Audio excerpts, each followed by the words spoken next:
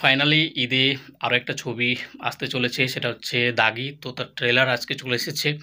ট্রেলারটি কেমন কী হয়েছে সেটা নিয়ে আমরা আলোচনা করব। এই ছবিটি ডিরেক্ট করছে সাহেব সাইন বলে একজন ডিরেক্টর। তো এই ছবিতে আমরা আবারও কামব্যাক হতে দেখতে চলেছি সেই জুটি, সেটা হচ্ছে আরিফিন নিশো এবং হচ্ছে তমা মির্জা। এবং আবারও সেই প্রডিউসার যারা সুড়ঙ্গ ছবিতে প্রডিউস করেছিল, আলফা আই থেকে শুরু করে চোরকি, এসবিএফ এরা কিন্তু রয়েছে। তো কেমন হলো এই ট্রেলার? তো এই ট্রেলারটা যদি আমাকে এক কথায় বলতে বলা হয়, তো আমি বলবো এই ট্রেলারটা কিন্তু যথেষ্ট একটা ভালো ট্রেলার হয়েছে। আমার ট্রেলারটা কিন্তু যথেষ্ট ভালো লেগেছে। ডেফিনেটলি কিছু নেগেটিভ পয়েন্ট রয়েছে, সেটা আমি পরবর্তীতে বলছি।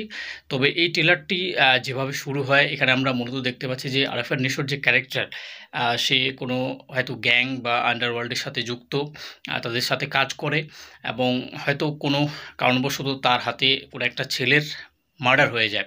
দেন তাকে আমরা দেখি যেমনটা মুভিতে যে তাকে জেলে, মানে হয়তো জেলে কোনো কারণবশত তাকে যেতে হয় এই কারণেই।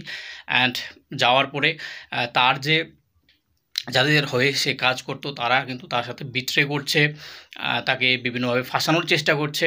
অ্যান্ড পরবর্তীতে আমরা যখন দেখি যে আরিফিন নিশো ক্যারেক্টারটা যখন জেল থেকে বেরিয়ে আসছে, সে দেখছে যে তার যে ছেড়ে আসা সে দুনিয়া, সে যে তার স্ত্রী মানে এখানে তমা মির্জা, তার সাথে যেভাবে সংসার করতো সেই সংসার কিন্তু আর আগের মতো নেই। এবং যাকে মানে যে সমস্ত মানুষগুলো তাকে ভালোবাসতো, তাকে শ্রদ্ধা করতো, তারা কিন্তু আর আগের মতো নেই।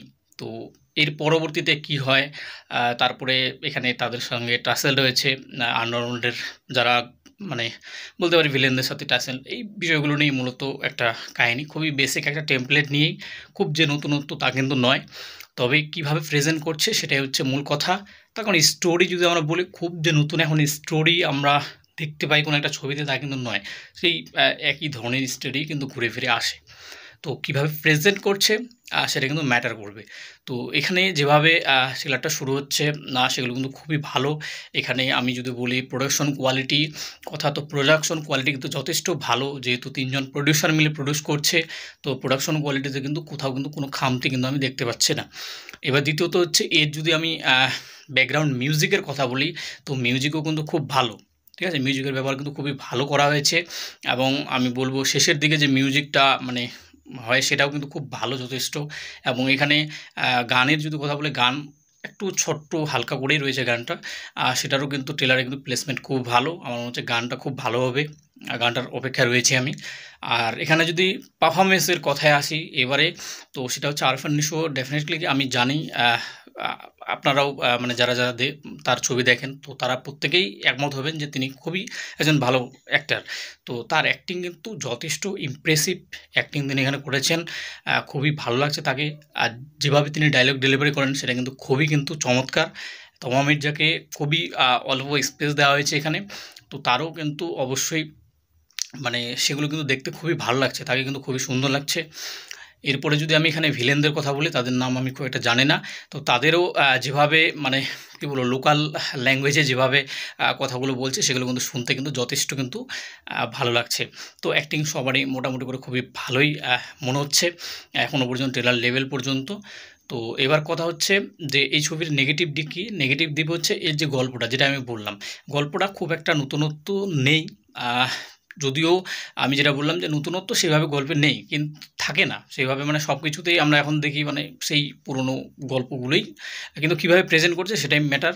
বাট পুরো গল্পটাই এখানে রিভিল করে দেওয়া হয়েছে, সেটা একটা কিন্তু প্রবলেমের বিষয়। তো এক্সাইটমেন্ট কাজ করাটা খুবই দরকার একটা ছবির মানে কী বলবো, ইনিশিয়াল বাজ তৈরি করার জন্য।